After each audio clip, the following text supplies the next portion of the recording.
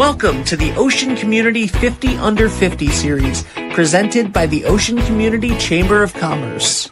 The road to success starts at Valenti family of auto dealerships, and visibility along the journey increases greatly with the help of 321 Media. Hello, everybody, and welcome back to the 50 Under 50 series. My name is Ben Barber from 321 Media. This is brought to you by the Ocean Community Chamber of Commerce and powered by Valenti family of dealerships.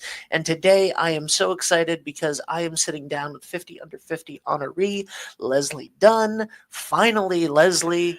Finally is right. How are you? I am good. How are you? Good. Now, this is the awkward part where I read your bio to you. Okay. Can I cover my ears? Yeah, you can cover your ears. You can close your eyes. You can do whatever you want. You can jump out the window if you want. I don't recommend it. We're only on the third floor, so it's like it's going to do damage, but it's not going to. So don't just sit there. Okay. I'm so sorry. Leslie Dunn is an experienced hospitality professional with a strong background in spa and event management, customer service, and leadership. With over 5 years of experience in managing luxury spa operations and providing administrative support, Leslie excels at overseeing day-to-day operations, developing and implementing policies, and driving staff training and development. She has a proven track record of enhancing customer experiences, building strong vendor relationships, and maintaining high-performing teams. Leslie's previous roles have included working as spa director at both G-Spa and Salon at Foxwoods and Norwich Spa Providence, where she was instrumental in the successful launch of new facilities. She holds a bachelor's of science in sports, entertainment, and event management. Do you want my job? From Johnson & Wales University, where she honed her skills in event planning, media relations, and customer service. She was also an event intern once upon a time at the Ocean Community Chamber of Commerce, which is very, very nice. And I know that you are also very active in different causes around town, around the community, everything that you believe in, and it's fantastic. Leslie, welcome. Thank you for having me. Thank you for being here. That wasn't as bad as I thought it was going to be. Well, no, I mean, I think part of the reason is because you sent me your resume and I made the bio from it. So I didn't have the wonderful platitudes of the person that nominated you for this award in there. But let's talk from the beginning. Did you grow up around here? Yeah, so I grew up in Westerly. We moved here when I was 6 years old. Oh, wow.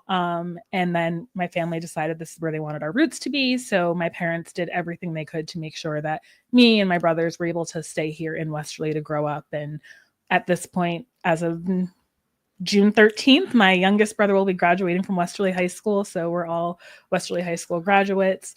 And it's been an incredible experience to grow up here. It's beautiful. Who's your brother? I have 3 brothers. So there's Julius, Byron, and Maurice. Yeah. And all involved in athletics. So I know Maurice from calling the games. Yep. Obviously, love him. Such a great player. Did not know he was your little brother. The baby.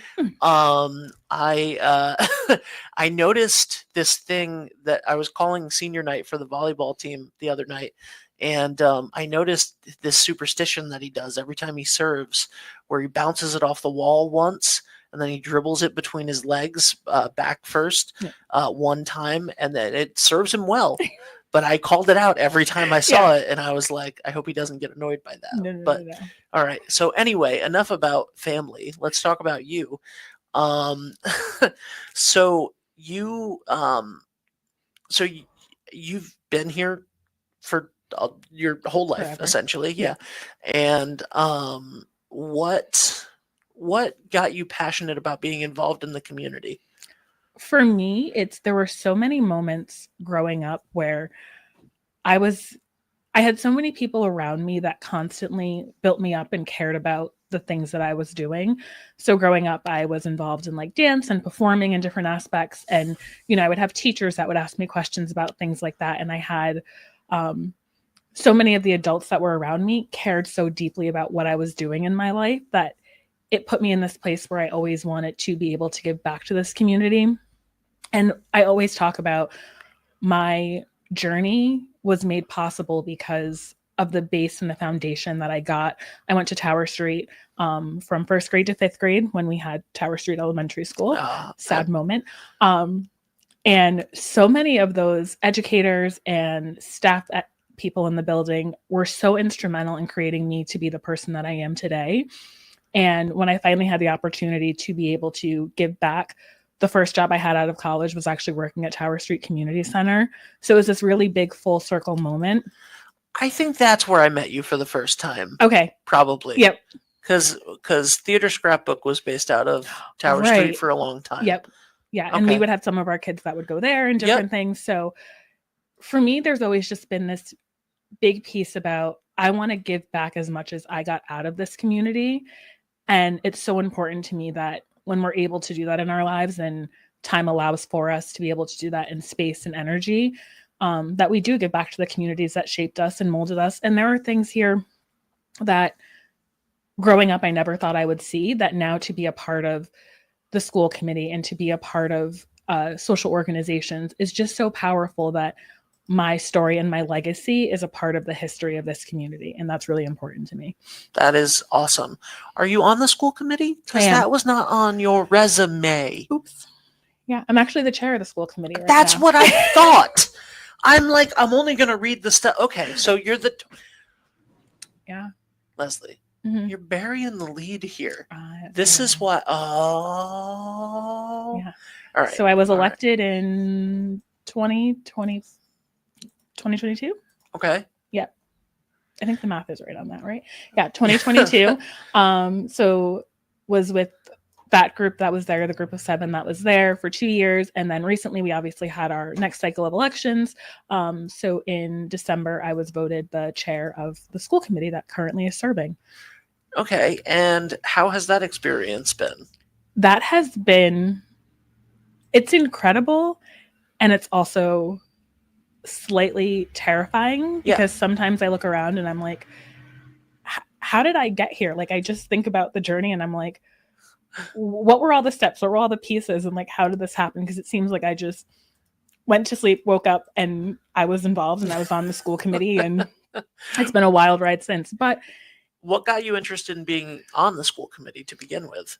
I had started showing up to school committee meetings, and there were some things and conversations that were happening that were directly impacting me and communities that I'm adjacent to and a part of, that I said it's really important to make sure voices like mine are in the room and a part of this conversation. And I'm a firm believer in, we can talk all day until we're blue in the face about something we're passionate about.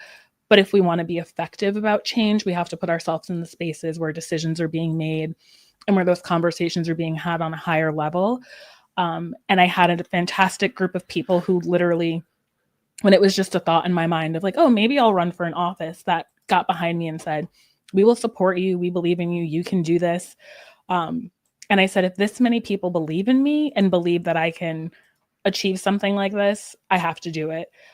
So we rallied and they kind of dragged me a little bit kicking and screaming because I was like, I'm not going to win. Like, it's fine. Like, we'll see what happens. And then I won. And not only did I win, but in that election cycle, I had the highest votes for school committee. So it was an incredible thing. And I think it spoke also to like the volume and magnitude of how important it is to have community, because one of the like most amazing things was to not only have my former educators and people's parents who I'd grown up with saying, oh my God, we're so excited to see your name on the ballot. But one of the greatest moments was one of the students that I had when I worked at Tower Street. He was actually able to vote in that election. And he was like, Miss Leslie, I saw your name and I got to vote for you. And I said, if nothing else, that's such a powerful moment that he was excited to be a part of the process of voting in an election cycle because he knew someone and he knew somebody in like a very direct way where it just got like him excited. So that was just such a powerful moment. That makes me want to cry. Yeah. That's something that I hold with me just to be able to share that. And even students who are currently in school who get excited to know somebody who's on the school committee who they can relate to and they can talk to. So I think it's just so powerful to be able to have those moments and those connections. For sure. For sure. Wow. Well, that just floored me. I can't believe that we weren't going to talk about that because it wasn't in the bio. I know.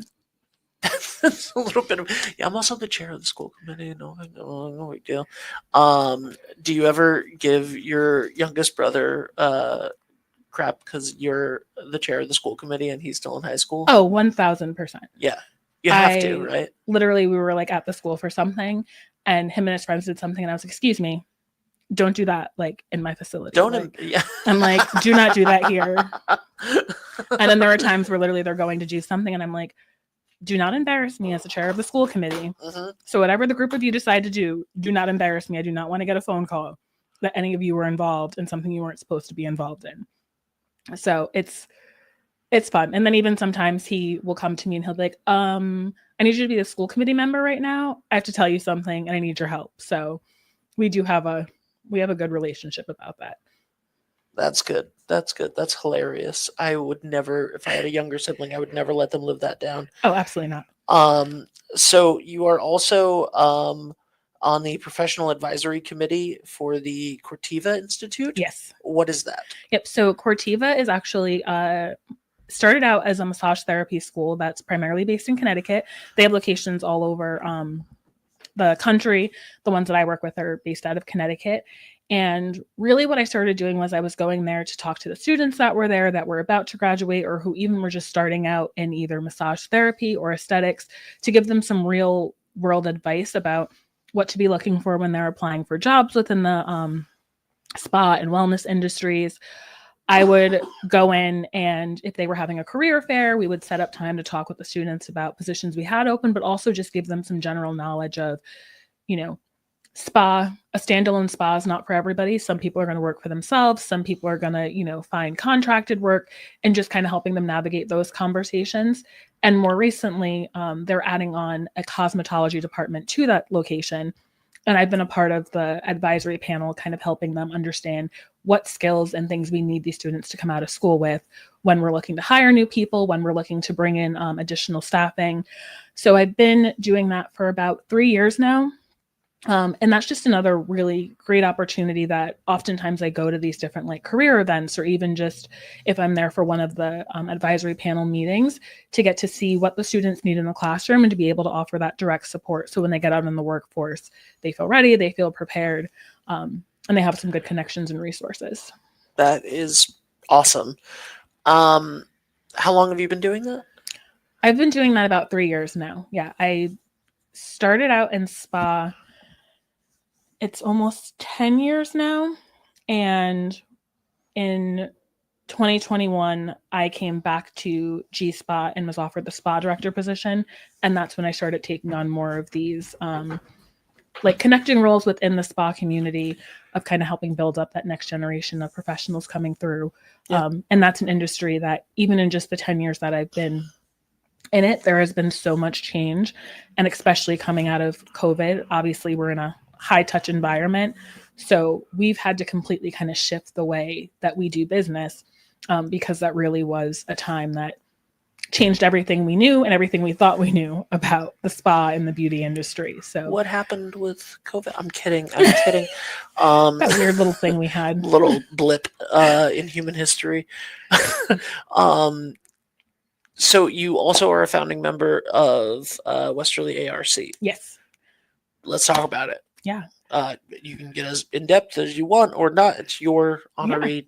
Yeah. So that is something where, again, came out of the many communities that exist here in Westerly. And I'm so grateful and honored that it is a part of my journey and that it's a part of, again, the history of what Westerly is. So the Anti-Racism Coalition was formed after the unfortunate murder of George Floyd.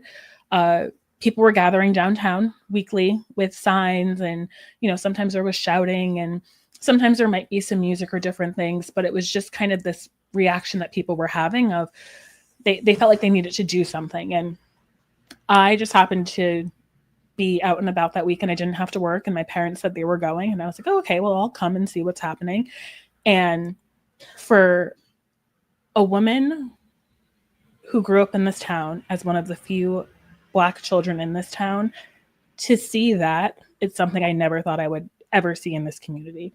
And not because I didn't think people cared, but just because I was like, this is so far removed. I don't know that people can understand it and show up and support in such a public way. Yeah. So I was shocked and amazed and grateful to see that and to just feel so seen in this community. So there came a point where a group of us said, we can stand here all the time, but we have to have action.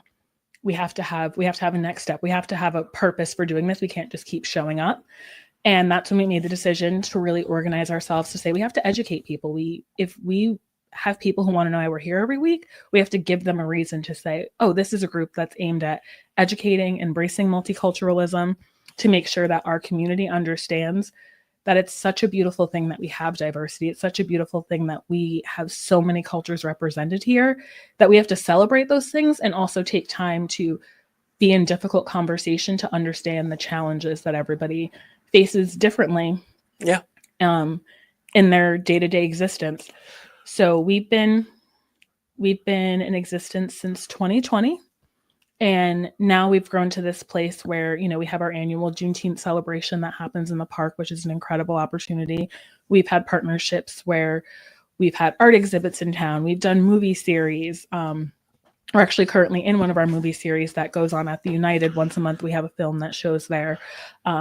We have opportunities where we invite guest speakers to come down and they talk about the work that they're doing. Sometimes we just have music. We have poetry sharing, because not only is it about educating the community, but it's also about empowering one another to share our talents and our gifts and all of those things. So I am so proud of what that group has accomplished and that I get to be a part of that journey. And I hope to see it, continue to grow. And I think that its role in Westerly really has been to create kind of this awareness of, while we live in this picturesque, beautiful community, we're not immune to the problems of the nation. We're not immune to the problems of the world. And that's okay. It's fine, but we have to do the work to move ourselves forward in that conversation. Yeah. And the way that you do that is to talk about it and right. to, we just had Neighbor Day. Right. And to Huge. That entire, and Neighbor Day was something that started in Westerly 30 years ago. Right. And that is the whole point. The whole point is people have differences and we should not ignore them, not pretend like they don't exist, but, embrace each other and have conversations. And that's, through talking and learning about each other is how communities grow. Right. And that is that's what it's all about. So I love it. That's fantastic. And I think those are those full circle moments. To be at Neighbor Day yesterday, I remember, so my mom for a number of years actually worked alongside Mary Jane and did a lot of the Neighbor Day activities that were happening in Bradford and around Bowling Lane. So I remember for a couple of years, that was very much a part of what we did. So it was very exciting to see it revived yesterday and see people come out and to hear the music and to do the activities and to, have people walking through the garden market fair and just connecting with one another. And one of the greatest things was that little map activity where it's, you start talking to neighbors and you start talking to people you haven't spoken to in a while. So I think there's just, in this community, we have such a rich culture on our own of just being in Westerly. Westerly is its own culture. And then we have all these little things underneath that it's just we have to take the opportunity to celebrate that, because that's what makes us beautiful here. It's a beautiful thing that we do have this rich Italian presence here, that even if you're not Italian, there are things that you do or foods that you eat that are your favorite because it's so a part of our community. And I'm if we can have more of that, where we're just looking at all the people that are represented here and engaging with one another in that way of wanting to learn, it's just going to be a beautiful thing and make it even better. And by the way, there was a time in this community not that long ago, in the scope of even the history of the town, when the Italian community was, what are you guys doing here? What are, and it's one of the reasons why the parade in October is so highly celebrated, and because of the heritage and the struggle that they had when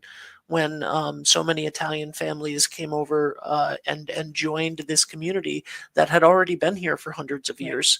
And so now 100 years later, we a little more than 100 years later, we think of this as a really Italian American community, but it wasn't always. Exactly. And so it's, having conversations and being open with each other is the most important thing. Exactly. 100%. What did it mean to you to be one of the 50, to see your name on the list, to be one of the 50 under 50?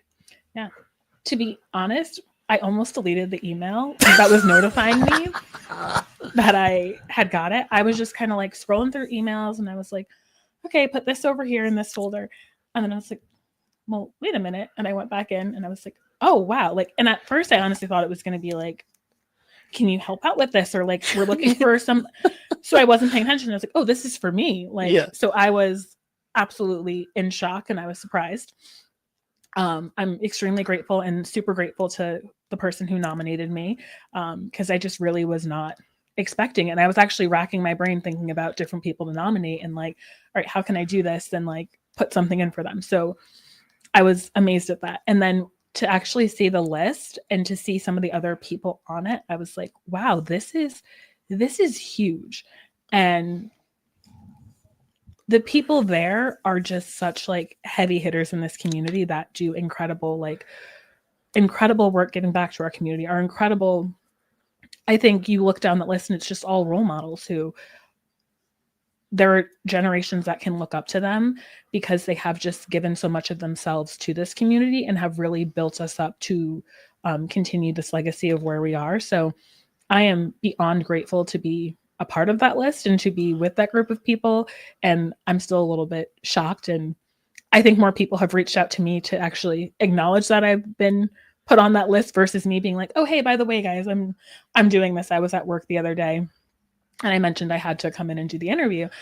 And they were like, oh, well, what's it for? And we started talking and they were like, why didn't you tell all of us? And I was like, I don't know. I just figured, at some point you guys will see my name somewhere and everybody will know it was for me. So that's awesome. But it's like a really cool thing. And it's I'm just honored and grateful to be included in that list. Well, thank you so much. Thank you for being here. Thank you. I know it took quite a few times to get this interview done, but we did it. And it is a couple minutes shorter than other interviews because I'm back to back right now. And we had a little bit of a back and forth with your resume before we started.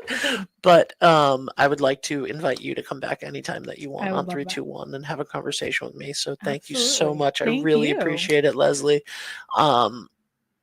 Just incredible, great work. I want to hear more about Foxwoods and all of that stuff at some point in the future. But incredibly well deserved. And I knew it was definitely Tower Street where I first met you. Just fantastic. Thank you so much for being here.